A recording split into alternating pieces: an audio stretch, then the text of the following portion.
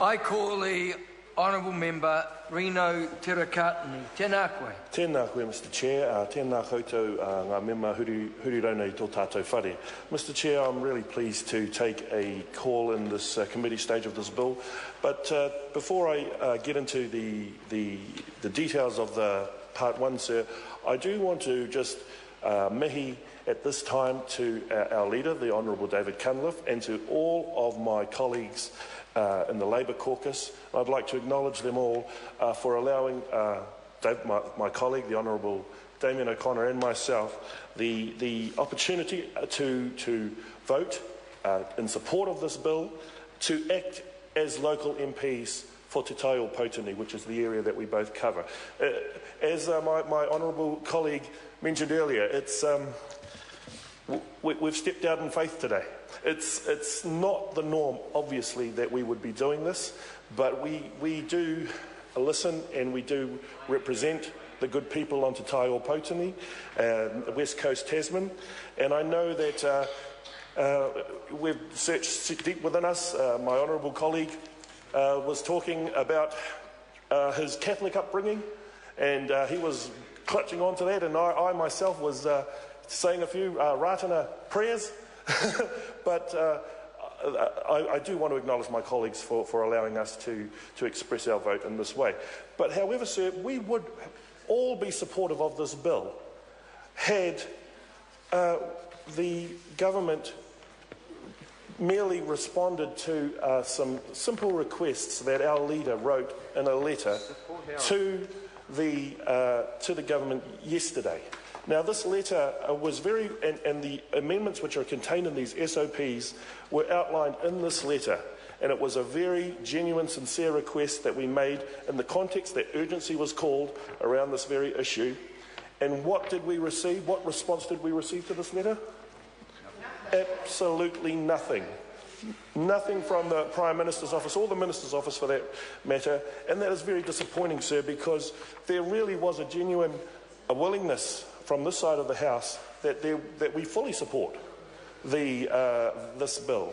But be that as it may, sir, it is regrettable, but I'm just turning to the various provisions in Part 1. As we know, sir, we're dealing with just the definitions clauses and the purpose clause.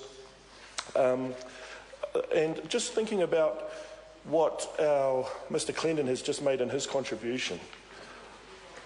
Sir, Māori are very much aware of the values of conservation, but we're also, sir, we know the science of conservation, but we're also pragmatists as well, sir. And when Mr Clendon was referring to a cultural harvest and the like, I think it goes all the way back to our wonderful legends and stories and kōrero, like when Rata carved the first waka. And to be able to carve that first waka, it took him a few attempts, but he finally realised that he had to say the right incantations, the right karakia, because otherwise the children of Tāne, the insects and the birds, they would put the tree back where it was, and try as he might to carve that waka.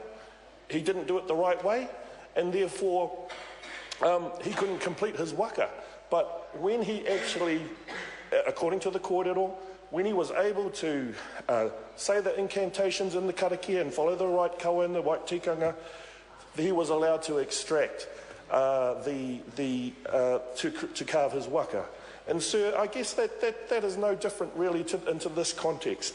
And I do see merit in this bill, sir, particularly from my whānau in Te Tai o Potini, and I think of the likes of the Mawhera Incorporation, I think of the likes of the many West Coast Māori reserves that there are on the West Coast, sir. And there are numerous. These are very historic blocks of land that were set aside way back in the 1860s and 70s, around the original purchase deals around the South Island. Now, for many years, those blocks really have been just laying, well, nothing has ever happened on those blocks. But this, there could very well be opportunities which could be leveraged from benefiting from the wind-blown logs which are laying strewn right across the blocks. Mr. Chair. Call the honourable member. Thank you, Mr. Chair. There could be very well benefits to those whānau, to our whānau, from opportunities around extraction of those logs. But I just briefly, sir, I do want to just make a comment around I think I might leave it there, sir, but that was my contribution. I do acknowledge my colleagues, but I do also support the SOPs that have been put forward, especially by Moana Maki, around greater specificity around the definitions in Part 1. And, sir, I commend those SOPs. The question. I call the honourable member